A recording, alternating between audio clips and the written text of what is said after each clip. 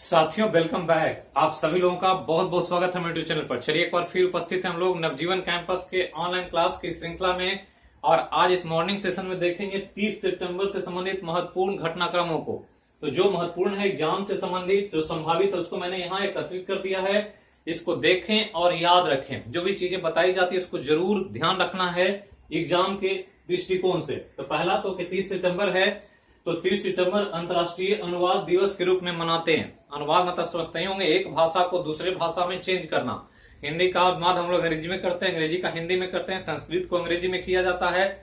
तो एक किताब के एक लैंग्वेज को दूसरे में बदलना अनुवाद कहलाता है। जो इतिहास में देखते होंगे बहुत सारे अनुवाद से संबंधित बातें देखने को मिलती है।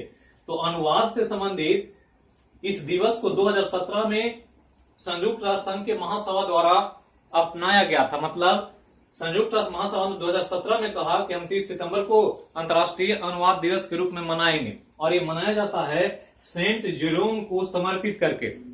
और सेंट जेरोम दुनिया में एक बहुत बड़े अनुवादक के रूप में माने जाते हैं। इन्होंने ग्रीक पांडुलिपियों को और बाइबिल को लैटिन भाषा में अनुवाद किया था पहली बार। और वहीं से ये अनुवाद का नया कॉन्सेप्ट दुनिया में आया। और इसीलिए 30 सितंबर को अंतर्राष्ट्रीय अनुवाद दिवस के रूप में मनाते हैं। ध्यान रखना। एक बड़ा न्यूज है ये, 1959 में चीन द्वारा एक तरफा LAC line of actual control Bharat को कभी स्वीकार नहीं था। ये भारत ने स्टेटमेंट दिया। और भारत के विदेश मंत्री एस जयशंकर ने बहुत जोर देकर कहा कि हम एलएसी को स्वीकार नहीं करते हैं। एलएसी एक्चुअली कोई विधिवत या कानूनी या संवैधानिक किसी तरह का अच्छा तरह का समझौता नहीं है। इसको ध्यान में रख करके ये ध्यान रखना है, क्योंकि ये 1959 में ही आया था एलएसी का कॉन्सेप्ट। और भारत में एलएसी 3 भागों में बटा हुआ है। एक अरुणाचल प्रदेश सिक्किम का क्षेत्र में, एक उत्तराखंड हिमाचल प्रदेश में और एक लद्दाख बॉर्डर के क्षेत्र में। तो ये 3 पार्ट में बटा हुआ है जो भारत और चीन को अलग करता है। तो एलएसी को समझना क्या है कि वह एरिया जो भारत के कंट्रोल में है और वह एरिया जो चीन के कंट्रोल में, उसके बीच का एक लाइन खींचा गया। और ये लाइन खींचा चीन ने अपनी तरफ से 1959 में, जिसको भारत कह रहा है कि ये सही नहीं है और ये एक्चुअल में सही स्थिति नहीं है दोनों देशों के लिए। तो ध्यान रखना, जबकि ये 3 हिस्सों में ध्यान रखना, जो पश्चिमी वाला हिस्सा है, पश्चिमी वाला मतलब लद्दाख वाला, यहीं पर भारत और चीन के बीच विवादित मुद्दा चल रहा है, जिसके कारण दोनों देशों के बीच तनाव है। तो ध्यान रखना, एलएसी का निर्धारण कब हुआ था? तो 1959 में, जो चीन ने किया था अपनी तरफ से। आगे चलें तो सोनिया गांधी ने एक नया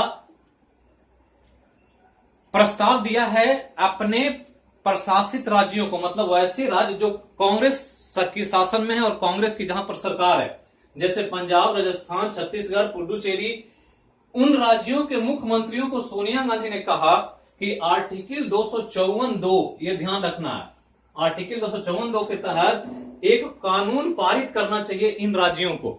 और ये पारित करने का प्रस्ताव लाया गया है या बातें कही गई है उसके लिए जो कृषि बिल से संबंधित है। केंद्र सरकार ने कृषि में बदलाव के लिए 3 बिल अभी पास किए और उसी को विरोध कर रहे हैं कांग्रेस पार्टी या विपक्षी दल। और इसी के चलते सोनिया गांधी ने अपने कांग्रेस पर शासित राज्यों को ये कहा कि आर्टिकल 253(2) के तहत इसमें एक कानून पारित करना चाहिए, जिससे केंद्र सरकार के कानून को निलंबित किया जा सकता है या खंडित किया जा सकता है। तो ध्यान रखना है, लेकिन इसके लिए राष्ट्रपति से सहमति मिलना जरूरी है। तो ध्यान रखना है, यह आर्टिकल 254(2) समवर्ती सूची में शामिल मुद्दों पर राज्य सरकार द्वारा केंद्र सरकार के निर्णयों को बदलने के लिए किया जाता है। तो ध्यान रखना है। तो एक इंपॉर्टेंट आर्टिकल है जो एग्जाम में आपसे पूछा जा सकता है। आगे चलें तो एक न्यूज है जनरल अवेयरनेस से संबंधित। राजस्थान के सज्जनगढ़ वन्य जीव अभ्यारण्य से लैटाना पौधे को हटाया जा रहा है। तो लैटाना को याद रखना है, एक विशेष प्रकार का झाड़ी है, ये पौधा है। और ये पौधा जहां पर लगता है वहां आसपास के पौधे को नष्ट कर देता है, किसी को विकसित नहीं होने देता है। साथ ही इसकी पत्तियां और इसके पके हुए फल जब गिरते हैं तो वहां के जैविक विविधता को नुकसान पहुंचता है, क्योंकि इस लैटाना के पौधे में जहर पाया जाता है। और जहर जहां गिरेगा वहां जीव जंतु को नुकसान पहुंचाएगा और वहां जैव विविधता को हानि होगी। और इसी के चलते राजस्थान के सज्जनगढ़ वन्य जीव अभ्यारण्य में इस पौधे को पूरी तरह से हटाए जाने पर एक अभियान चल रहा है और इसके जगह भारतीय देसी प्रजाति के पौधे को लगाने का एक काम हो रहा है। तो ध्यान रखना है लैटाना के पौधे, और ये वन्य जीव अभ्यारण्य का नाम याद रखना है, सज्जनगढ़ वन्य जीव अभ्यारण्य कहाँ है, तो राजस्थान में, ये ध्यान रखना। आगे चलें तो शेखर कपूर का नाम सुने होंगे, बहुत अच्छे निर्देशक हैं फिल्म के, बहुत अच्छी अच्छी फिल्म बनाया है इन्होंने, तो ध्यान रखना है। तो शेखर कपूर को FTII film and television institute of India, FTII को ध्यान रखना है, सोसाइटी का अध्यक्ष तथा FTII के गवर्निंग काउंसिल के अध्यक्ष के रूप में नॉमिनेट किया गया।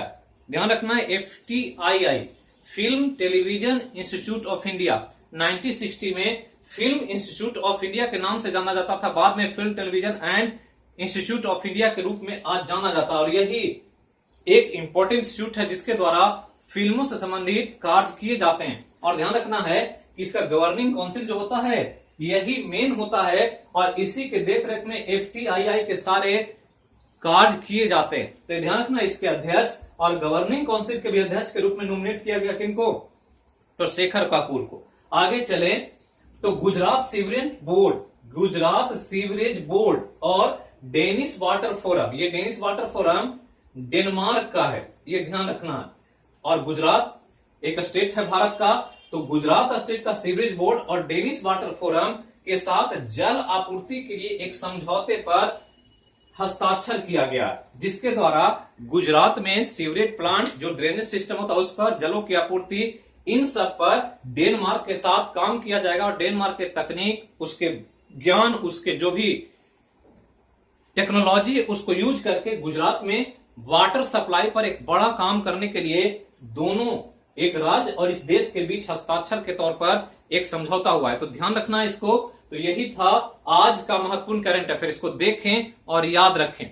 फिर मिलेंगे हम लोग शाम के क्लास में एक नए विषय के साथ, एक नए सब्जेक्ट में, एक नए टॉपिक में। तो तब तक जहां रहें स्वस्थ रहें, सुरक्षित रहें। हैव ए नाइस डे, आपका दिन मंगलमय हो। फिर मिलते हैं।